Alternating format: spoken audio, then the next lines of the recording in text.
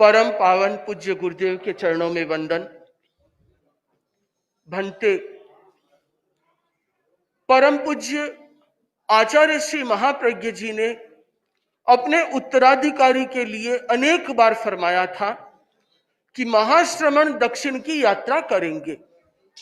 जब भी दक्षिणवासी संघबद्ध रूप में निवेदन करने के लिए आते तो प्रायः पूज्य प्रवर यही फरमाते कि हम तो नहीं, अब महाश्रमण कभी समय आने पर दक्षिण की यात्रा करेंगे, या यूं फरमाते मुझे नहीं इनसे अर्ज करो, ये कभी दक्षिण आएंगे।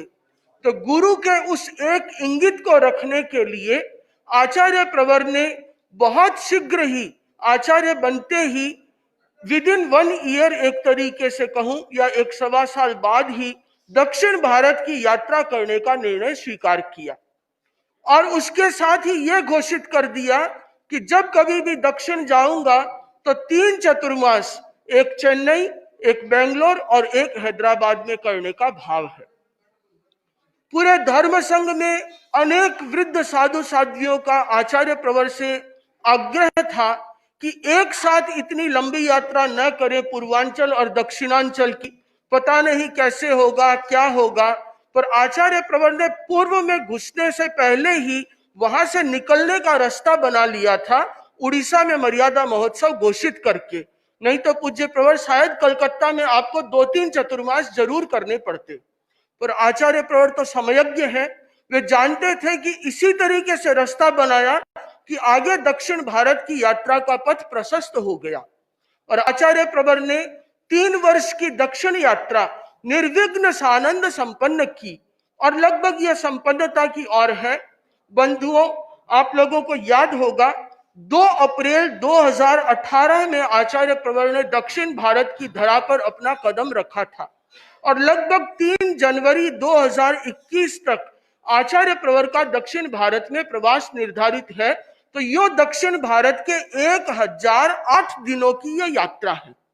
आचार्य 1008 गुणों के धारक होते हैं, और वे 1008 स्त्री संपदा से युक्त आचार्य श्री महाश्रमण जी ने दक्षिण भारत में 1008 दिन का प्रवास किया है या करने वाले हैं। दक्षिण के 6 राज्य हैं, और 6 राज्यों की यात्रा आचार्य श्री ने की है। चाहे वो आंध्र प्रदेश से प्रारंभ किया, तमिलनाडु, पांडिचेरी, केरला, कर्नाटक और उसके बाद तेलंगाना, और तेलंगाना से पुनः आंध्र प्रदेश में ही दक्षिण भारत की यात्रा समापन की ओर होगी।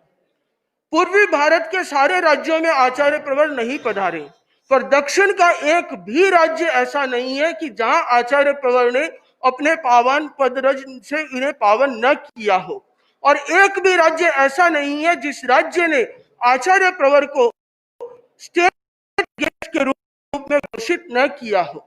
दक्षिण भारत वह जहां पे आज भी भारत की संस्कृति, क्योंकि जब भी भारत के ऊपर में आक्रमण हुए तो वे लगभग उत्तर भारत को ही झेलना पड़ा।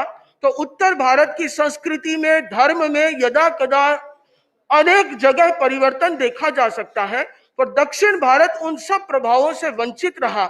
इसलिए आज भी यहाँ में कला, संस्कृति, स्थापत्य, यहाँ पे धर्म के अवशेष, मंदिर आदि प्रचुर मात्रा में देखने को मिलते हैं। और जब आचार्य प्रवर ने तमिलनाडु, केरल, कर्नाटक की यात्रा की तो ऐसा लगा कि जैन धर्म का किसी समय में यहाँ पे स्वर्णिम अतीत रहा होगा। और दक्षिण भारत की धरा एक ऐसी धरा है जिसमें समुद्र भी है, पहाड़ भी है, जंगल भी है, तो बागान भी है, और लोगों की भक्ति भावना यहाँ इस रूप में है कि समझ में आता है कि आचार्य भद्रबाहु ने दक्षिण भारत को क्यों चुना था, या यह समझ में आता है कि साधु साध्वियां दक्षिण में आने के बाद में जल्दी से उत्तर में जाना क्यों नहीं चाहते। यहां आने के बाद लगता है पूज्य प्रवर ये एक साटाकारी क्षेत्र है, मौसम यहाँ का सुहावना है, यहाँ के लोग धर्म पारायण है। तो इस क्षेत्र में यदि लंबा प्रवास हो, कम से कम 50 वर्ष का गैप तो नहीं होना चाहिए। दक्षिण भारत में यदि प्रवास हो तो यहाँ पे काम करने की संभावना बहुत है।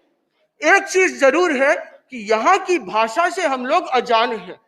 तो यहाँ की भाषा के जब अक्षर देखते हैं तो वो जलेबी जैसे गोल गोल दिखते हैं, और कुछ कुछ राज्यों की भाषा तो इमरती की तरह और भी लिपटी हुई दिखती है। तो यदि भाषा का ज्ञान हो जाए, तमिल, मलयालम, तेलुगु आने लग जाए, तो फिर दक्षिण भारत के जैसा राज्य अपने आप में काम करने की दृष्टि से एक विलक्षण राज्य है। आचार्य प्रवर एक ऐसे आचार्य हैं जिन्होंने दक्षिण भारत में इतने बड़े धर्म संघ के साथ में इतनी लंबी यात्रा की है।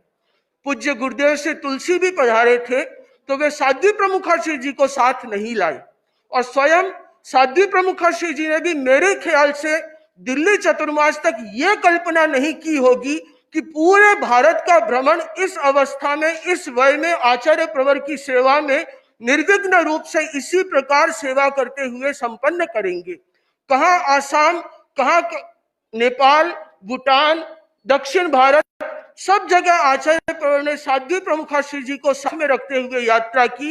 एक तरीके से कह सकते हैं कि मैंने तो देखा है जहां भी आचार्य प्रवर कहीं पे भी प्रस्थान करे या पदार्पण करे तो साध्वी प्रमुखाश्री जी को हमेशा मंगलिक की तरह साथ रखते हैं। साध्वी प्रमुखाश्री जी से मंगल का श्रवण करके काम को प्रारंभ करते हैं, जैसे कोई मां ने साथ साथ में यात्रा करवाई हो। तो आचार्य प्रवर एक ऐसे आचार्य हैं जिन्होंने शताधिक साधु साध्वियों को साथ में रख करके इतनी प्रलंब पदयात्रा की है, और पूरी प्रलंब पदयात्रा निर्विघ्न संपन्न हुई। ये आचार्य प्रवर का पुण्य प्रताप है।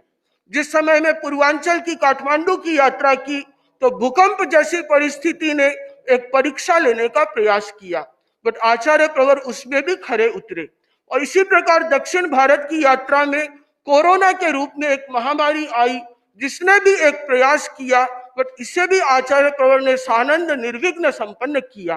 तो आचार्य प्रवर जैसे पुण्य प्रतापी जो आचार्य हैं, जो दक्षिण भारत की धरा पे घूमे हैं, और दक्षिण भारत के लोगों ने अब तक उन संतों को देखा था जिनके बड़े बड़े मठ हैं, जो बड़े बड़े मंदिर हैं और बहुत धन संपत्ति या सोने के सिंहासन पे बैठने वाले हैं। उन लोगों का पहली बार एक ऐसे बड़े संत या बड़े गुरु के साथ में साक्षात्कार हुआ जिनका कोई मठ नहीं, कोई मंदिर नहीं, कोई एड्रेस नहीं, जो 1 रुपया पैसा तक लेते नहीं। तो ऐसे संतों को अपने दक्षिण भारत में प्राप्त करके दक्षिण वासियों की श्रद्धा चौगुनी हो गई। अनेक दक्षिणवासी तमिल लोगों को, तेलुगु लोगों को, कन्नड़ लोगों को, केरला मलयाली लोगों को अभिभूत होते हुए हमने देखा है, जिन्होंने कभी जैन संतों को नहीं देखा। उस चर्या को सुनकर के वे अपने आप को गदगद महसूस कर रहे थे कि हमें एक ऐसे पुण्य प्रतापी आचार्य के दर्शन हुए जो आज भी भारत की ऋषि परंपरा को उसी रूप में अक्षुण्ण बनाए हुए। तो आचार्य प्रवर की यह दक्षिण यात्रा संपन्न होकर के अब छत्तीसगढ़ की और मध्य भारत की ओर प्रवाहित होने वाली है। तो संत चरण गंगा की धारा जहां जहां जाती है वहां वहां पावन पवित्र करती रहती है। दक्षिण भारत में उत्तर की भारत की तरफ से गंगा आई जिसने पूरे दक्षिण भारत को पुण्य किया और पुनीत किया, और आती रहे यही मंगल कामना।